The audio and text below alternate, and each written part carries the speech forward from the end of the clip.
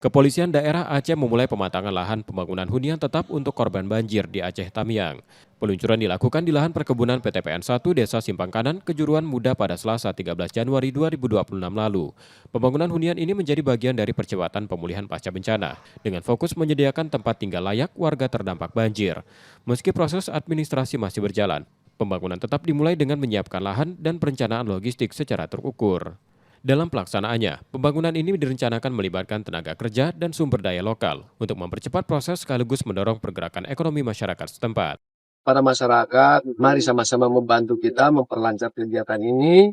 Jangan justru nanti mempersulit apa yang diharapkan oleh pemerintah tetap dilaksanakan. Pokoknya bersabar, pemerintah selalu hadir di hati masyarakat.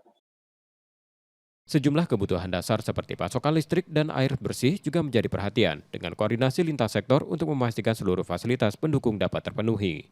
Tim Liputan, Kompas TV, Aceh Tamiang, Aceh.